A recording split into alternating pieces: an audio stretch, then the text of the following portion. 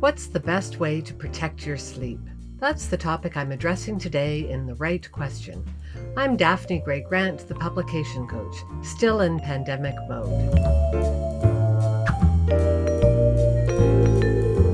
I have a question from Abuki Guzen, a student based in Ankara, Turkey. Here's what she's asked by email.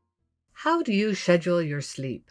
I work as a teacher and I'm also doing my master's degree at the same time. However, I cannot do without 8 hours of sleep. So how would you manage a situation like that? Thanks for your question, Abuki.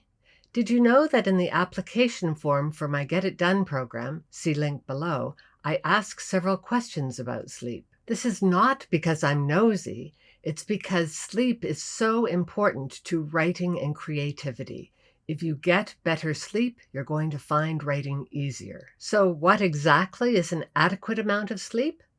Experts say we all need somewhere between 7 and 9 hours. Given that you need 8, you're entirely normal and you fall right in the middle of the spectrum. But be aware that approximately 1/3 of Americans don't get adequate sleep. See link below. As for me, I had serious sleep problems for many years. In my much younger life, I had to work overnight 1 day a week, and that really messed up my sleep habits. Then, after giving birth to triplets, I failed to get more than 5 hours of sleep a night for at least 4 years.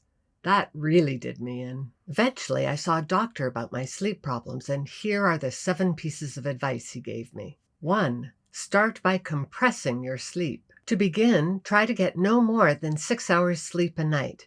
This may be painful, but it will make your sleep much more efficient. But you need to do that for only 2 weeks.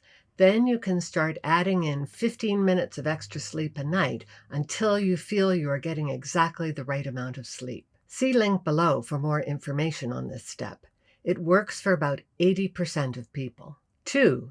Develop the habit of always getting up at the same time every day, even on weekends. Even if you go to bed late, get up at your regular time. You may be slightly sleep deprived for that one day, but it will end up protecting your sleep habit, which is the more important goal.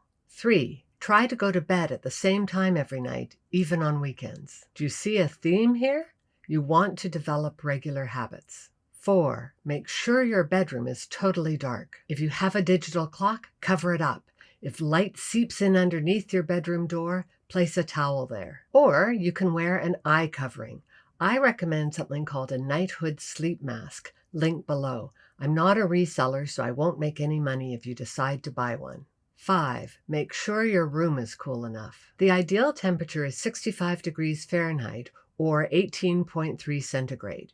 If you live in a hot climate and don't have air conditioning, see if you can use a fan to at least circulate the air. 6. Avoid caffeine after 2 p.m. And be aware that in addition to monitoring your tea and coffee, you also need to pay attention to soda pop, chocolate, and cold and cough remedies. Many of them contain caffeine too. 7. Set yourself an alarm for going to bed. Most of us are accustomed to the idea of setting an alarm to wake up. But if you have difficulty getting yourself to go to bed, setting an alarm for that can be equally useful. If you follow all these habits, you'll have taken some very useful steps for improving your own sleep. Finally, let me wrap up with a quote from the American writer Ernest Hemingway.